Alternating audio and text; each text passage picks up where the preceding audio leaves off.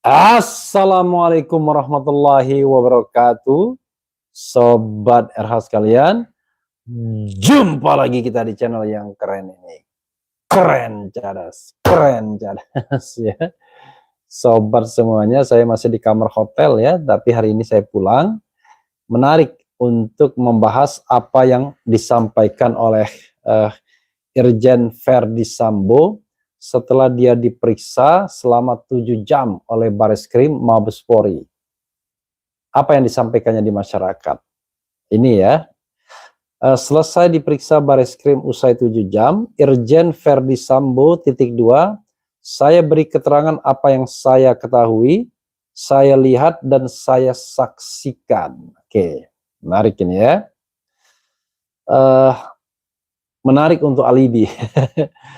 Jakarta, Irjen Polisi Verdi Sambo selesai menjalani pemeriksaan terkait dengan kasus dugaan pembunuhan Brigadir Nofriansyah Yosua Huta Barat atau Brigadir Yosua dengan tersangka Barada Richard Eliezer Pudihang Lumiu atau Barada E Kamis 4 Agustus kemarin ya. Jenderal Bintang 2 itu menjalani pemeriksaan selama kurang lebih 7 jam mulai pukul 9.55 dan keluar dari gedung Bareskrim pada pukul 17.15 waktu Indonesia Barat. Kepada wartawan, Verdi Sambo mengatakan bahwa dirinya telah selesai memberikan keterangan terkait dengan dugaan tembak-menembak antara ajudannya, apa yang dia lihat dan dia ketahui. Hari ini saya sudah memberikan keterangan apa yang saya ketahui, saya lihat, saya saksikan terkait dengan peristiwa yang terjadi di rumah dinas saya Duren 3, kata Sambo. Sambo tidak banyak menjelaskan terkait dengan pemeriksaannya pada hari ini, perihal berapa pertanyaan terhadap dirinya. Ia mengajak semua pihak untuk mempercayakan penyidik Polri mengungkap kasus yang terjadi di rumahnya secara terang benderang. That's a good point ya. Artinya terang benderang itu adalah ya apa adanya diungkapkan ya. Mari sama-sama kita percayakan kepada tim khusus yang menjelaskan secara terang benderang, kata Sambo. Sebelumnya Irjen Pol Verdi Sambo penuhi panggilan penyidik tim khusus Bareskrim Polri untuk diperiksa sebagai saksi terkait kasus terbunuhnya Brigadir Nofriansyah Yosua Huta Barat atau Brigadir Yosua oleh Barada Richard Eliezer atau Barada E ya. Mengenakan seragam Polri, Verdi Sambo tiba di lobi gedung Bareskrim sekitar pukul 10.14 WIB dengan pengawalan ketat anggota polisi. Kepada wartawan yang telah menunggu kedatangannya di Bareskrim, Verdi Sambo mengaku sudah 4 kali menjalani pemeriksaan terkait dengan kasus dugaan baku tembak di rumahnya. Saya hadir memenuhi panggilan penyidik Bareskrim Polri. Pemeriksaan pada hari ini adalah pemeriksaan yang keempat. Saya sudah memberikan keterangan kepada penyidik Polres Jakarta Selatan, Polda Metro Jaya, sekarang yang keempat di Bareskrim Polri, kata Verdi. Untuk pertama kalinya Jenderal Bintang 2 itu muncul di hadapan media sejak kasus dugaan tembak-menembak di rumahnya pada hari Jumat 8 Juli 2022, hampir 1 bulan. Dalam kesempatan tersebut dia juga menyampaikan permohonan maaf kepada institusi Polri terkait peristiwa yang terjadi di rumahnya. Selanjutnya saya juga intinya menyampaikan permohonan maaf kepada institusi terkait dengan peristiwa yang terjadi di rumah dinas saya di Duren 3, ujarnya pagi sebelum pemeriksaan. Jadi sobat era sekalian, yang jelas setelah diperiksa ya, Verdi Sambo akhirnya dimutasi ke Yanmas, pelayanan masyarakat mungkin ya, dan tidak lagi menjadi Kadif Propam ya, which is adalah jabatan yang sangat bergengsi ya, karena dia menjadi polisinya polisi ya. Propam adalah profesi dan pengamanan. Tetapi pertanyaannya adalah kenapa ada sekuen waktu setelah Verdi Sambo diperiksa oleh tim khusus, kemudian malamnya dikeluarkan mutasi atau pencopotan sebagai Kadif Propam. Sebelumnya kan hanya nonaktif. Nah, apakah ada kaitannya ya?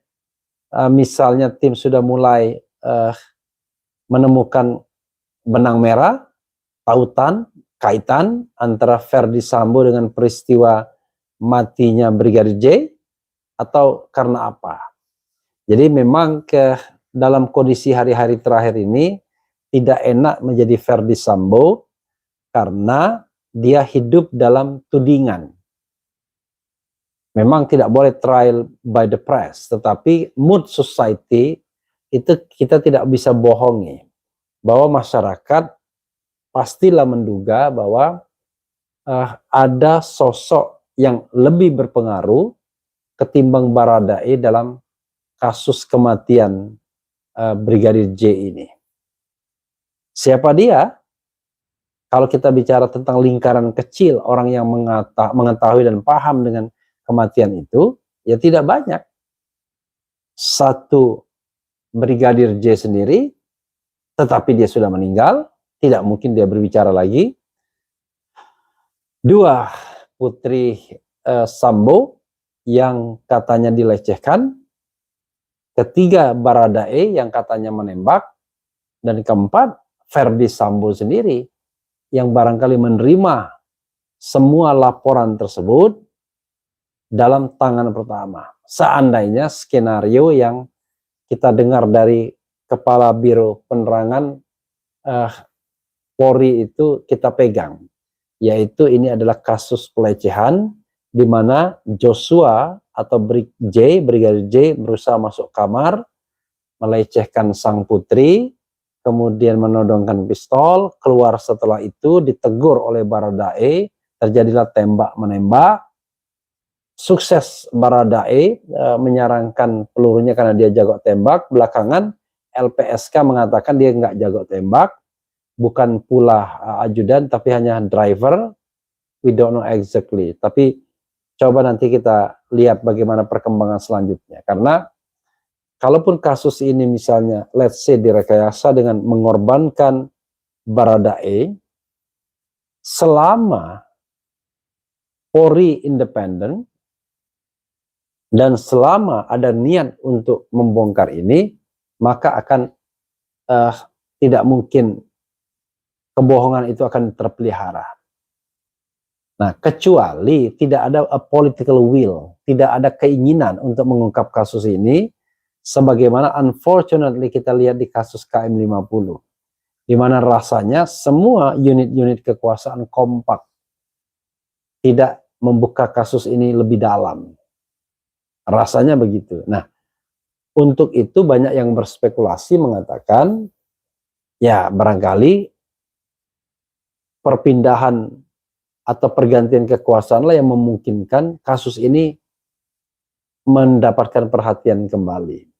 Karena rasanya masih banyak hal yang belum terjawab, kira-kira begitu. Tanpa harus menyalahkan siapa-siapa, tapi banyak hal yang belum terjawab. Tapi dalam kasus Brigadir Joshua ini, sepertinya pusat kekuasaan tidak punya kepentingan apa-apa. Jadi lancar saja ngomong, silahkan dibuka sejujur-jujurnya. Bahkan itu di-echo, ya, disampaikan lagi oleh Mahfud MD sebagai Menko Polhukam dan ditangkap oleh Komnas HAM.